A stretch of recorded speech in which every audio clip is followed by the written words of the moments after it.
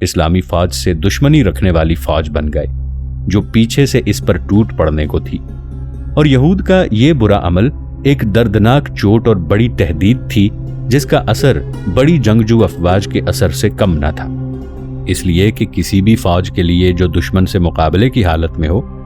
پیچھے سے اچانک تہدید اس بڑی فوج سے بھی بڑھ کر خطرناک ہوتی ہے جس کا وہ مقابلہ کر رہی ہوتی ہے۔ اور عملاً یہود کی عہد شکنی اور ان کے جانبازوں سے مل جانے کا مدینہ کی چھوٹی فوج کی صفوں پر بہت برا اثر پڑا، اور وہ اس طرح کہ حالت تنگ ہو گئی اور آزمائش سخت ہو گئی، اور موقف اس حد تک تنگ ہو گیا کہ سالار نبی صلی اللہ علیہ وآلہ وسلم نے اس کی موجودگی میں غطفان کے قائدین کے ساتھ الگ صلح کرنے کے بارے میں سوچا، جس کے بموجب وہ مدینہ سے واپس چلے جائیں اور اس کے بالمقابل انہیں مدینہ کے پھلوں کا 1/3 حصہ دیا جائے۔ اور حضرت نبی کریم صلی اللہ علیہ وآلہ وسلم کی یہ کوشش اس سخت فوجی دباؤ کو کم کرنے کے لیے تھی جس سے اسلامی فوج دوچار تھی۔ تیسری وجہ تھی منافقین اور افواہیں اڑانے والے عنصر کا اسلامی فوج کے اندر اس کے اجزاء کے طور پر موجود ہونا۔ یہ عنصر مدینہ کا دفاع کرنے والی اسلامی فوج پر سب سے بڑی مصیبت تھا، اس طرح پر کہ اس خبیث عنصر کی حقیقت اس وقت معلوم ہوئی جب مسلمان آزمائش کے سخت ترین مراحل میں تھے۔ یہود کے عہد شکنی کرنے اور مسلمانوں کو جنگ کا چیلنج دینے کے بعد رذالت اور کمینگی کے عوامل جو ان منافقین کے دلوں میں جاگزین تھے، جو اظہار اسلام کرتے تھے اور اخفاء کفر کرتے تھے، وہ ان خوفناک گھڑیوں میں جن سے اسلامی وجود گزر رہا تھا، فوج سے چپکے سے اور کبھی کبھی بھونڈے طور پر اجازت طلب کرنے سے کھسکنے لگے۔ اس سے انہوں نے مدینہ کا دفاع کرنے والی فوج کے مورال میں بڑے بڑے شگاف کر دیے، اور منافقین نے اسی پر بس نہ کی بلکہ وہ فوج میں شکست کی روح پھیلانے لگے اور اعلانیہ اس کی صفوں میں خوف اور گھبراہٹ کی اشاعت کرنے لگے، حتیٰ کہ اس کی تعداد کم ہونے لگی، یہاں تک کہ معرکے کی آخری راتوں میں اس کی تعداد فقط 300 جانبازوں تک رہ گئی۔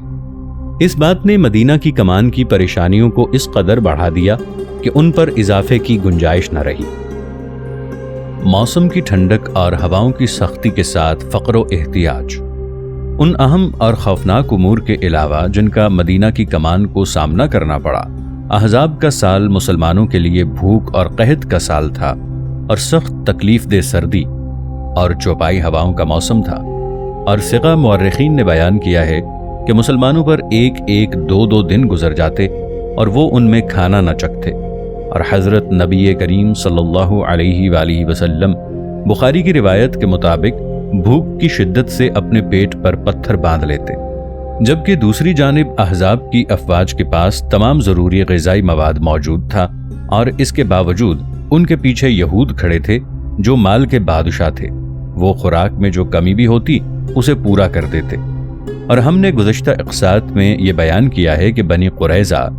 جیوش احزاب کی طرف کس طرح خوراک کے لدے ہوئے قافلے بھیجتے تھے، اور کس طرح ایک قافلہ جیش مدینہ کے ایک گشتی دستے کے ہاتھ آیا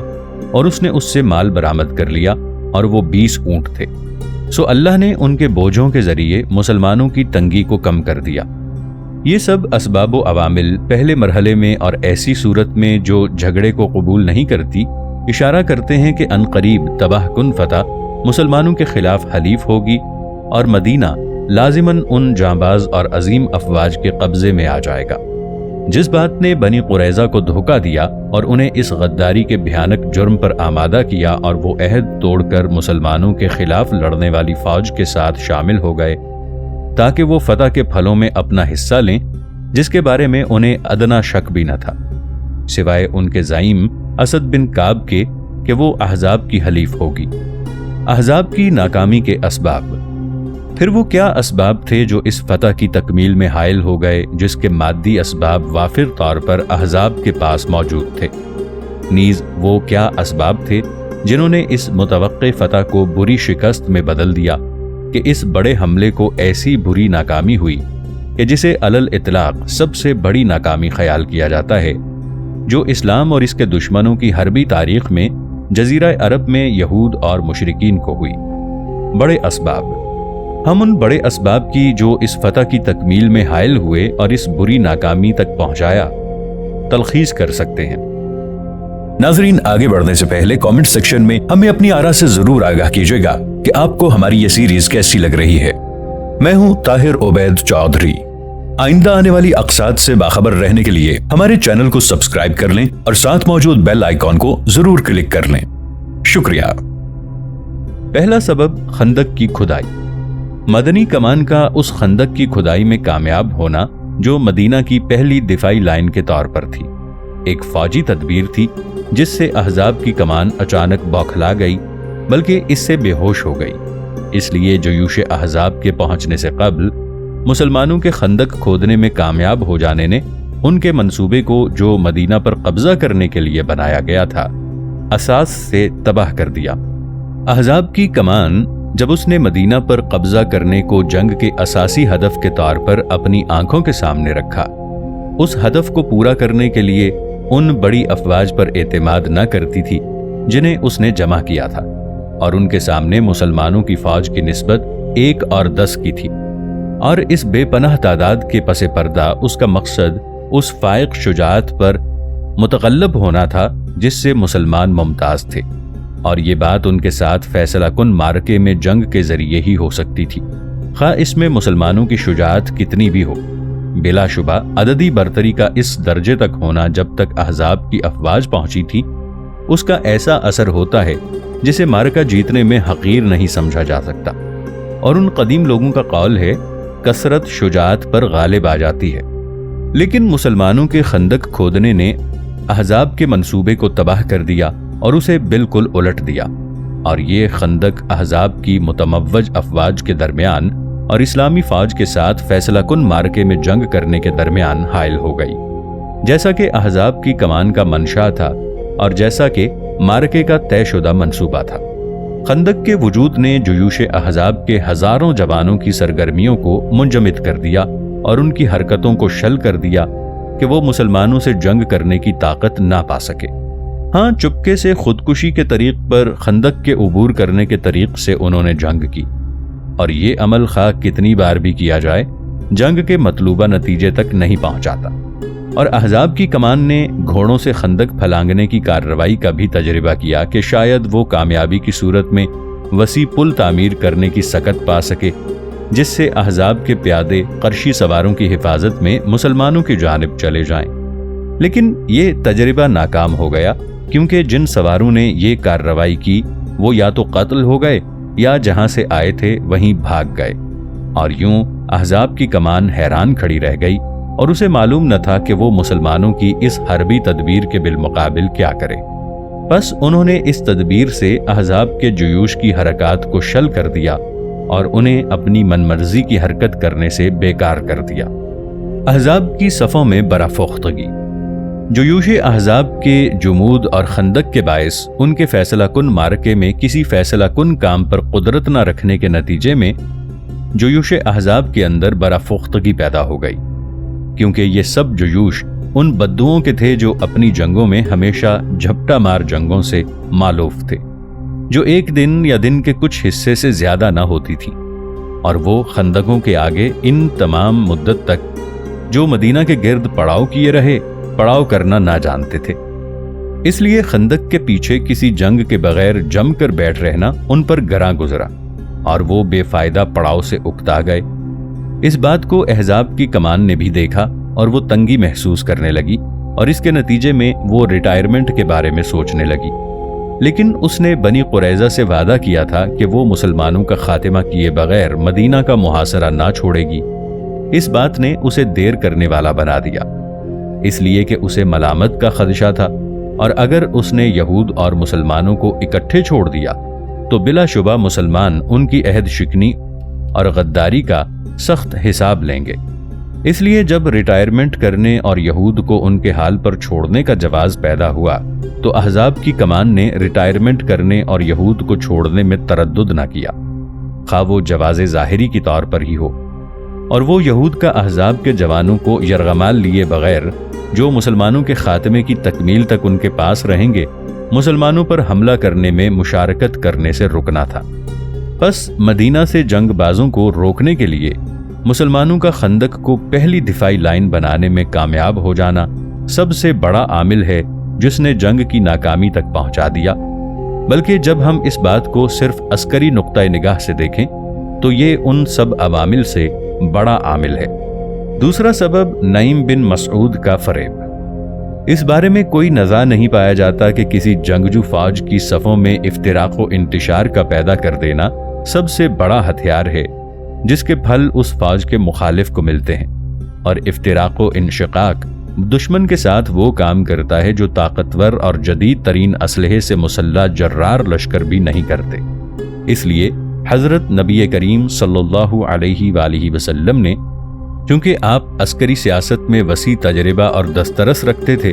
نعیم بن مسعود سے جو عربوں میں دانشمندی اور فریبکاری میں مشہور تھے، مطالبہ کیا کہ وہ اس ہتھیار یعنی افتراق و انشقاق سے ان دشمنوں کے خلاف کام لیں جو اس خوفناک جنگ میں ایک دوسرے کے حلیف ہیں۔ آپ صلی اللہ علیہ وآلہ وسلم نے اسے فرمایا، جب اس نے خفیہ طور پر اپنی قوم کے کسی آدمی کے علم کے بغیر اپنے اسلام کا اعلان کیا کہ تو ہی ہمارے درمیان ایک آدمی ہے، جس قدر ہو سکتا ہے انہیں پسپائی پر آمادہ کرو، بلا شبہ جنگ ایک فریب ہے۔ نعیم بن مسعود دشمن کے خلاف افتراق و انشقاق کے ہتھیار سے کام لینے میں مکمل طور پر کامیاب ہوئے، اور آپ نے اس ہتھیار سے احزاب کی وحدت کو اور یہود کے ساتھ ان کے اتحاد کو اساس سے تباہ و برباد کر دیا، جیسا کہ ہم پہلے بیان کر چکے ہیں۔ اور یہ کامیابی جلد مدینہ کا محاصرہ چھوڑنے میں اور احزاب کے جرار لشکروں کے اس رسوا کن صورت میں ریٹائرمنٹ کر کے اس بڑی جنگ کے ختم کرنے میں ایک اہم عامل تھی۔ نعیم بن مسعود کے یہود کو یرغمالی حاصل کیے بغیر احزاب سے عدم تعاون پر رضامند کر لینے نے قریش اور غطفان کے سامنے جلد ریٹائرمنٹ کرنے کا راستہ کھول دیا، اور ان کی آبرو کو بچا لیا کہ انہوں نے اس عدم تعاون کو اپنی ریٹائرمنٹ کا اور یہود کو اکیلے چھوڑنے کا جواز بنا لیا کہ وہ مسلمانوں کے ہاتھوں اپنے انجام کو پہنچے۔ یہ وہ بات ہے جس سے احزاب کی کمان قبل اس کے کہ قریظہ سے تعاون چھوڑیں عمل درآمد کرنے سے بچتی تھی۔ اور ہم نے پہلے یہ بھی بیان کیا کہ کس طرح ابو سفیان احزاب کی افواج کے سالار عام نے بنی قریظہ پر اس واقعے کی ذمہ داری ڈالی۔ اس نے ریٹائرمنٹ کا حکم دیتے ہوئے کہا، قسم بخدا ٹھہرنے کی جگہ پر نہیں ہو، اور بنی قریظہ نے ہم سے وعدہ خلافی کی ہے اور ہمیں ان کے متعلق وہ بات پہنچی ہے جسے ہم پسند نہیں کرتے۔ تیسرا سبب ہے عقیدہ۔ جنگ کی ناکامی کے دو فیصلہ کن عاملوں کے علاوہ صرف عسکری نقطۂ نگاہ سے، وہاں مورال کے نقطۂ نگاہ سے سب سے اہم جو عامل ہے وہ بھی اس خطرناک جنگ کے ناکام کرنے میں شامل تھا، اور وہ عقیدہ تھا۔ راست باز مسلمانوں کے ہاں عقیدہ ہی وہ بڑا ہتھیار ہے جس پر وہ تمام معرکوں میں اعتماد کرتے ہیں۔ اس لحاظ سے عقیدے کا ان عوامل میں پہلا مقام ہے جو ان کو ثابت قدم بناتے ہیں، جبکہ فرار کرنا یا فرمانبرداری کرنا عسکری مادی قیاسوں کے حساب سے ایسا امر ہے جس سے مفر نہیں، بلکہ ایسا کرنے والوں پر کوئی ملامت بھی نہیں ہے۔ ہمارے لیے ممکن نہیں کہ ہم تفصیل سے عقیدے اور مسلمانوں کے دلوں سے اس کے اثر اور مسلمانوں کی فتوحات میں بدرجہ اولا اس کی حصہ داری کے متعلق گفتگو کریں۔ ہم نے غزوہ بدر اور غزوہ احد کے آخر میں تحلیل و تجزیے کے زیر عنوان اس پر مفصل گفتگو کی ہے، جو شخص چاہے اس کی طرف رجوع کر لے۔ ہاں، معرکہ احزاب میں مسلمانوں کی نسبت سے عقیدے کا علل اطلاق اہم کردار تھا، اور یہی بڑا ہتھیار تھا، بلکہ جنگ کے مقابلے میں اور اس کے ناکام کرنے میں واحد ہتھیار تھا۔ اور اس جنگ میں دشمن کا واحد مؤثر ہتھیار بری افواہیں اڑانا، ڈرانا اور خوفزدہ کرنا، غداری کرنا، عہد شکنی کرنا اور ظلم کرنا تھا۔ اور حقیقتاً 1000 جانبازوں کی نسبت جو کم ہوتے جا رہے ہوں، یہ ایک خوفناک ہتھیار ہے، حتیٰ کہ ان میں سے اس خوفناک جنگ کی آخری رات کو صرف 300 جانباز باقی رہ گئے، جنہیں 11000 جانباز ہر جانب سے گھیرے ہوئے تھے۔ بلا شبہ یہ ایک خوفناک ہتھیار ہے، اور اس کے سامنے صرف دل جمعی، اعصابی قوت، عقلی بردباری کی یاد، سکون نفس، قلبی مضبوطی اور اللہ کی مدد پر اعتماد کا ہتھیار ہی ٹھہر سکتا ہے۔ اور یہ عوامل اس خوفناک ہتھیار کے مقابلے میں جس سے دل اکھڑ جاتے ہیں، فیصلہ کن اثر والے ہیں، اور یہ اسی شخص کو وافر رنگ میں میسر آتے ہیں جو اس قسم کے صاف اور بلند عقیدے کا حامل ہو۔ اسلام کا عقیدہ وہ ہے جس نے اوس کے نوجوان سردار حضرت سعد بن معاذ رضی اللہ عنہ کو ایسا بنا دیا کہ وہ حضرت نبی کریم صلی اللہ علیہ وآلہ وسلم سے جب آپ نے مدینہ کے تہائی پھلوں کے بالمقابل غطفان سے الگ صلح کرنے کی کوشش کی، اپنی محصور چھوٹی فوج پر رحم کرتے ہوئے کہنے لگے، خدا کی قسم ہم صرف انہیں تلواریں دیں گے حتیٰ کہ اللہ تعالی ہمارے اور ان کے درمیان فیصلہ کر دے۔ اس نوجوان مومن سردار نے یہ پائیدار بات کہی جس سے غطفان کے ساتھ صلح کو مسترد کر دیا۔ یہ بات آپ نے اس وقت کہی جب مسلمان کرب اور تنگی کے اونچے درجے میں تھے اور آزمائش نے ان کے گریبان پکڑ لیے تھے اور مصائب و تکالیف نے ہر جانب سے ان کا گھیراؤ کر لیا تھا۔ انصار کے نوجوان سردار نے اس صورت میں غطفان کے ساتھ الگ صلح کے نظریے کو مسترد کر دیا، حالانکہ اس نظریے پر حضرت نبی کریم صلی اللہ علیہ وآلہ وسلم نے انصار سے مشورہ کر کے موافقت حاصل کر لی تھی، اور عسکری سیاست کی اصطلاح میں یہ ایک درست نظریہ تھا جس پر کوئی اعتراض نہیں پایا جاتا، اور جسے فوجی قائدین آج تک اپنی افواج سے جنگ کی مشقت کو کم کرنے کے لیے استعمال کرتے رہتے ہیں۔ اس لیے کہ دشمن کی جمعیت کو پراگندہ کرنا اور اس کی قوت کو کمزور کرنا اور کسی بھی وسیلے سے اس کے اندر انتشار پیدا کرنا کسی عسکری قائد کے دل سے اوجھل نہیں ہوتا، جو بلا استثناء تمام جنگوں کے بارے میں ذمہ دار ہوتا ہے۔ لیکن وہ مضبوط اور پائیدار عقیدہ جسے حضرت نبی کریم صلی اللہ علیہ وآلہ وسلم لے کر آئے، اس نے انصار کے قائدین کو، جو مدنی فوج کی ریڑھ کی ہڈی تھے، ایسا بنا دیا کہ وہ اپنے نبی سے صلح کے اس نظریے کو خیرباد کہنے اور مقابلے پر ڈٹا رہنے کی اجازت مانگنے لگے، خواہ نتائج کچھ بھی ہو۔ احزاب کے ہاں عقائدی خلا۔ حضرت سعد بن معاذ اور انصار کے قائدین کے موقف نے اسلام کی چھوٹی فوج میں عقیدے کے ہتھیار کی فعالیت کی واضح صورت کو ہمارے سامنے نمایاں کر دیا ہے، اور اس عقیدے کی متانت اور صلابت اس حد تک ہے کہ اس نے مومنین کو اس شاندار موقف میں کھڑا کر دیا۔ بلا شبہ غطفان کے قائدین، جو جیوش احزاب کی ریڑھ کی ہڈی تھے، ان کا خفیہ طور پر نبوی ہیڈ کوارٹر میں آنا اور قریش کے پس پشت مسلمانوں کے ساتھ مدینہ کے تہائی پھلوں کے مقابل الگ صلح کرنے کے لیے اپنا ہاتھ بڑھانا ہمیں اس بات پر قاطع دلیل مہیا کرتا ہے کہ احزاب کی عظیم افواج کے اندر مکمل عقائدی خلا موجود تھا، اور ان ہزاروں جمع شدہ جوانوں پر آمد کے وقت تفکک یعنی الگ الگ حاوی تھا، کیونکہ ان کا کوئی واحد بندھن نہ تھا جو انہیں راسخ اور سچے عقیدے پر جمع کرتا، جو ان کا اللہ سے رابطہ کرا دیتا، اور وہ اس کی راہ میں موت کو شیریں خیال کرتے، جیسا کہ مسلمانوں کا حال تھا۔ یہ ہزاروں جمع شدہ جوان آئے، ان کو تنگ، محدود اور عرضہ مقاصد ہانک رہے تھے، ایسے مقاصد جو کسی جنگ کی اساس و بنیاد نہیں ہو سکتے۔ ان مقاصد کا نفع اور فائدہ کسی بھی طریقے سے مادی مغانم کو حاصل کرنا، پھر جلدی سے اپنے خیموں اور چراگاہوں کی طرف واپس چلے جانا تھا۔ احزاب اور مسلمانوں کا موازنہ۔ ان محدود اور عرضہ مقاصد کے درمیان جن کی خاطر احزاب جنگ کرتے آئے تھے، اور اس بلند عقیدے کے درمیان جس کی خاطر مسلمان جنگ کرنے آئے تھے، اور جس کے جھنڈے تلے یہ چھوٹی سی فوج ان خوفناک افواج سے جنگ کرنے کے لیے کھڑی تھی، عظیم فرق واضح ہوتا ہے۔ اور یہ بھی واضح ہوتا ہے کہ جب عقیدہ صحیح طور پر تعمیری ہو تو اس کا ہتھیار کس قدر مؤثر ہوتا ہے۔ اگر ان خوفناک حالات میں مسلمانوں کے پاس عقیدے کا ہتھیار نہ ہوتا تو وہ ان خوفناک افواج کے سامنے، جو مسلمانوں سے 10 گنا زیادہ تھیں،